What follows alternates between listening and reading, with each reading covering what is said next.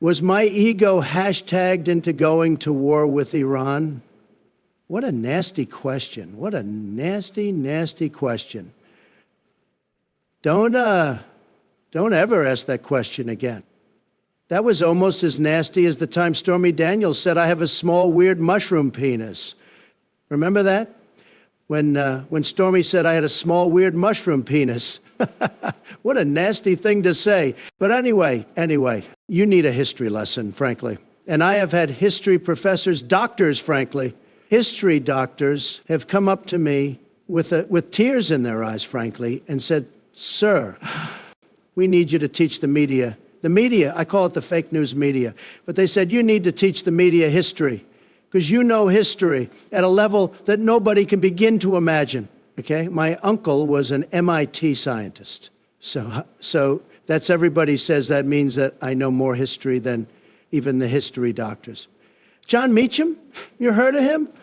He's a lightweight historian, very lightweight, frankly. That everybody says I know more than John Meacham at a level nobody can believe. And they say Meacham, that name Meacham reminds everybody of impeach him, doesn't it? And that is what the Democrats tried to do so very unfairly to me. But we stopped it, and we stopped it strongly, very strongly. And then we get back to history, okay? All right?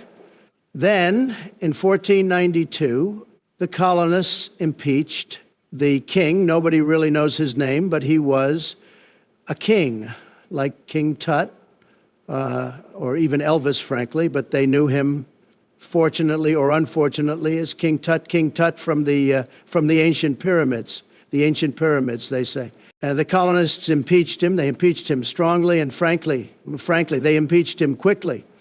They impeached very quickly over tea. They were mad. The colonists were very mad over King Tut drinking their tea, so they threw it overboard.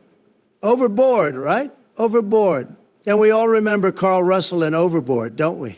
Carl, or Kurt Russell, some people call him Carl, but he had that beautiful flowing mane of hair, didn't he? But they impeached him. They impeached the late, great King Tut. And then the colonists made that beautiful document that I put in the Oval Office, that beautiful, beautiful document. The colonists made, some call it the Declaration of Independence or the new map of England. Okay? Right? In some ways, it can be considered the new map of England. But I had it put in my office because they came up to me and said, sir, Biden wants to give the Declaration of Independence to Taylor Swift. Taylor Swift! Can you believe that? But we stopped it. I stopped it. And I stopped it strongly, frankly. I said giving the Declaration of Independence to Taylor Swift is something that never should have happened again to anyone. To anyone. So now the Declaration of Independence is in the Oval Office, that beautiful map of independence. And in there on the map was Gulf of Mexico. They tried to secede from the Union. They tried. They tried like a dog. Frankly, we stopped them and made them Gulf of America. Remember that? Remember I made the Gulf of America? Well, I even wrote in Gulf of America on the map of independence. So technically, it is like I signed it too, just like a founding father, which many people consider me to be, by the way. So then after they signed the Declaration of Independence, which now includes me, do you know what the colonists did? Any idea? Do you know what they did? Even Harvard, woke Harvard, I call it. I call Harvard woke Harvard. But anyway, even Harvard doesn't know what they did, the colonists. But the colonists manned the air. They rammed the ramparts. They took over the airports. All of King Tut's airports were taken over in like a minute. The colonists knocked them out like in a minute. Some say maybe even somewhat more quickly than that. But without the Declaration of Independence, perhaps we might not have had the Civil War. Ever think of that? Ever think of that? The historians come up to me all the time and say, sir, I never thought of that, but perhaps we could have solved the Civil War in a day. We probably would have, frankly, maybe not in one day, but it would have been close. It would have been very close to one day. But without the Civil War, we would not have come to meet Frederick Douglass, right? Remember him? Frederick Douglass? Frederick is an example of somebody who's done an amazing job and is being recognized more and more, I notice. And if anybody sees Frederick, please tell him. He's doing an amazing job. Okay. All right. Anyway, so now you know history.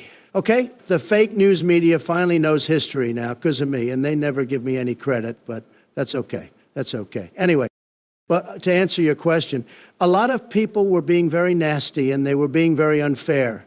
The people on Twitter, or X, frankly, and Elon renamed it X. And Elon, we remember Elon, right? He was he was vice president for a while, and what he did was he called me a pedophile, but that's okay.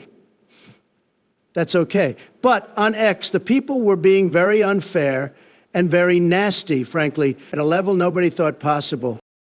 They were calling me too weak. They were hashtagging, and they were hashtagging 2 weeks. 2 weeks they kept hashtagging. Can you imagine that? And they were trying to hurt my feelings at a level nobody could imagine. So we had to go to war with Iran to get revenge on the hashtaggers. We had to get revenge on the hashtaggers, and we had to go to war, okay? All right? And the only way to do that was to start a war with Iran, okay? All right? Next question.